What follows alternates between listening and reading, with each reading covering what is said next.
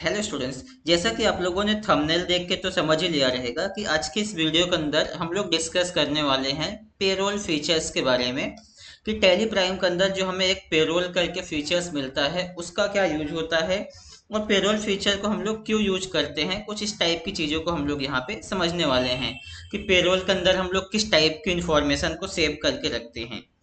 तो payroll master is a features that allow you to set up and maintain employee payroll information।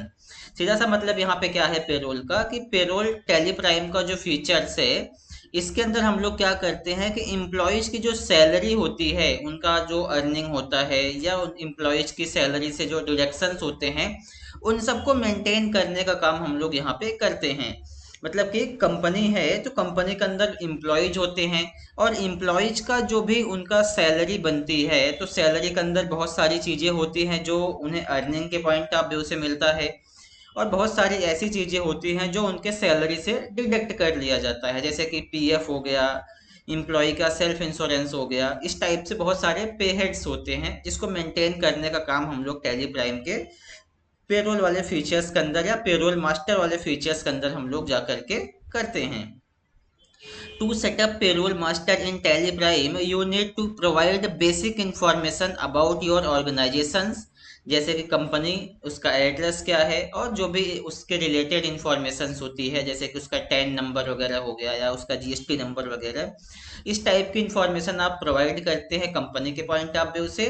और then फिर हम लोग क्या करते हैं कि जो हमारे एम्प्लॉयज होते हैं, एम्प्लॉयज का नाम, उनका डिग्नेशन, बेसिक सैलरी कितना है, और बाकी उनके जो अदर अलाउंसेस होते हैं उन सबको हम लोग यहाँ पे मेंटेन करने का काम करते हैं।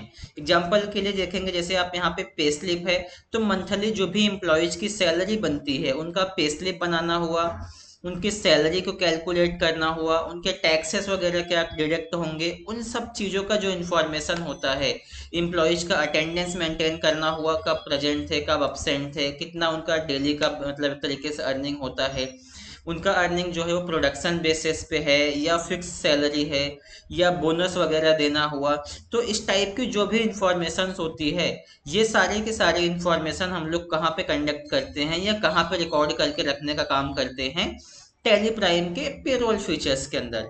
तो सबसे पहले हम लोग क्या करेंगे कि अपने टैली प्राइम सॉफ्टवेयर के ऊपर आ जाते हैं, और यहाँ पे अगर हमें ये चेक करना हो कि हमारे टैली प्राइम के अंदर पेरोल वाला फीचर्स पहले से इनेबल है या डिसेबल है। अगर हमें उसको इनेबल करना है या चेक करना है तो उसके लिए आप क्या करोगे, आपके कंप्यूटर से ही आपको प्रेस कर लेना है फंक्शन F11 की। अब जैसे आप फंक्शन F11 की प्रेस करेंगे, या तो आप क्या कर सकते हो, आप कंपनी के अंदर जाओगे, यहाँ पे आपको एक ऑप्शन मिलता है फंक्शन F11 करके, तो इसका भी ऑप्शन आप यूज करोगे।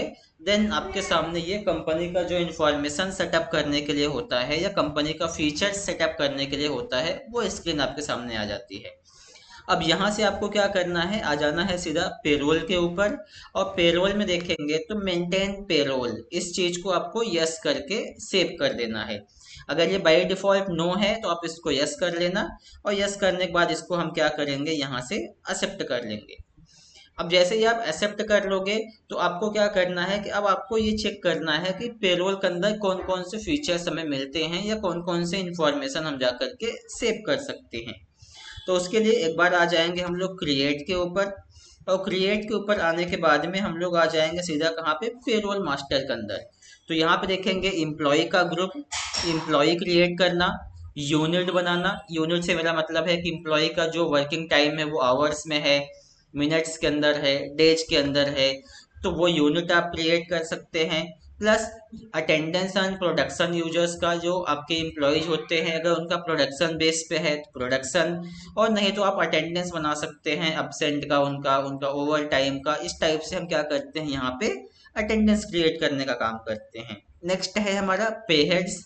अब गाइज पे हेड्स जो होता है ये होता है कि आप एम्प्लॉयज को जो भी अर्निंग देते हैं या जो भी आप उनका डिडक्शन देते हैं उसको आप किस नाम से बुलाते हैं। फॉर एग्जाम्पल बार के लिए मैं नोटपैड ओपन कर लूँ यहाँ पे, जस्ट आपको ये समझाने के लिए कि पे हेड्स क्या होता है कैसे होता है।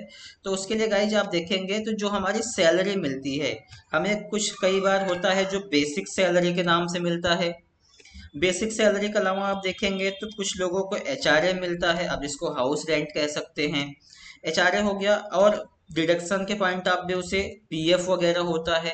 तो इन्हीं सारी चीजों को हम लोग क्या बोलते हैं, पे हेड्स बोलते हैं। कि जब भी आप कंपनी के अंदर या टैली प्राइम के अंदर मेंटेन करोगे एम्प्लॉयज की सैलरी, तो वहां पे आपको अलग अलग पे हेड्स क्रिएट करने होते हैं। फॉर एग्जांपल बोनस हो गया। तो ये जो चीजें मैं यहाँ पे लिख के आपको दिखा रहा हूँ, ये सारे के सारे जो होते हैं, इन्हीं चीजों को बोला जाता है पे हेड्स। तो इसको हमें क्रिएट करना होता है टैली प्राइम के अंदर। और नेक्स्ट फिर हम लोग बनाते हैं अपना बाउचर टाइप।